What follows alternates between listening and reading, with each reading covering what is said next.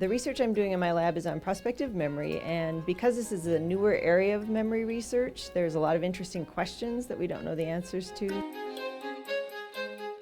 Prospective memory is remembering to remember. There's not a strong cue like in other memory tasks where somebody says, recall what was in chapter 3. So in prospective memory, you have to form an intention and then hold it somehow, keep it active, and then when it's time to feed the dog or mail the bill, you have to retrieve that intention.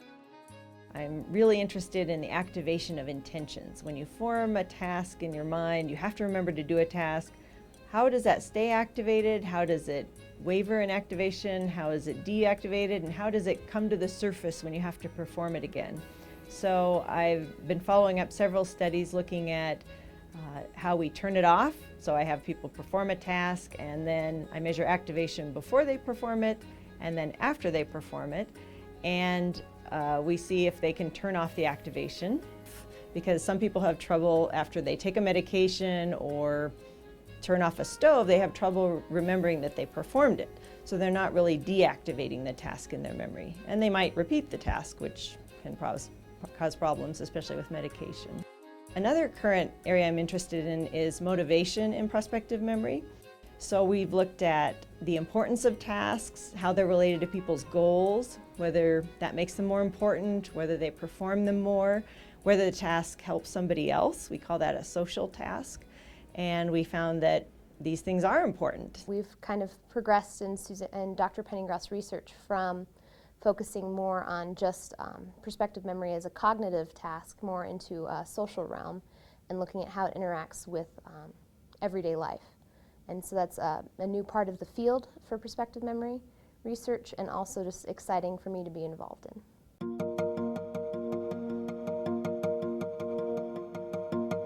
I have data for probably about 6 studies sitting in my lab, in my computers or in files that we need to look at some more or look at for the first time. So there's a lot of opportunity for students to look at archival data and do a small research project right away without having to go through IRB approval and starting a new study.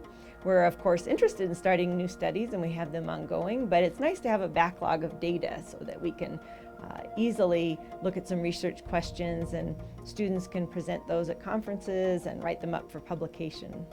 Everyone collaborates here. They want to help you, They're very, they care about their own research a lot, but they want to make sure that you're able to get in on projects and that you have a start for your own research, because they know that after we leave here, after we obtain our PhDs, we're going to go on and continue researching, and that's very important to them.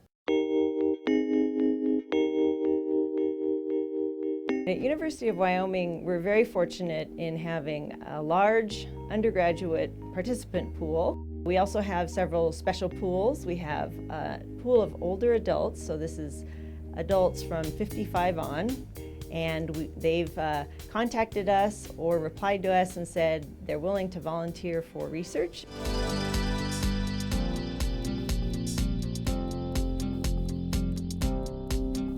Our grad students are well supported financially by our department, and I think that helps their networking opportunities for getting postdocs and getting publications with other colleagues and getting jobs later. This is my 3rd year in the program, and so I've been funded every year to go to conferences.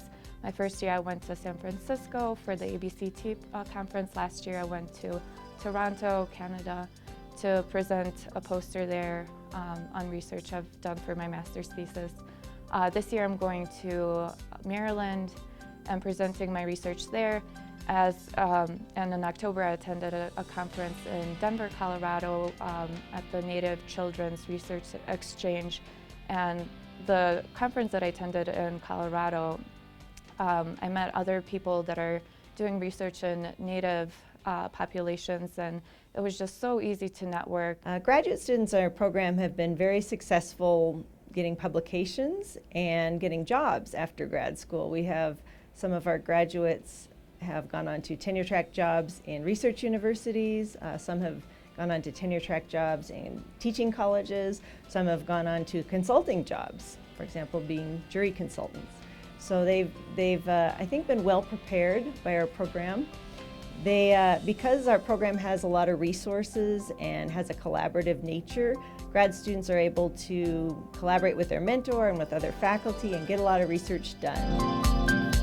If interested in applying to work with Dr. Penningroth as a PhD student, please contact her directly at spenning@uwyo.edu.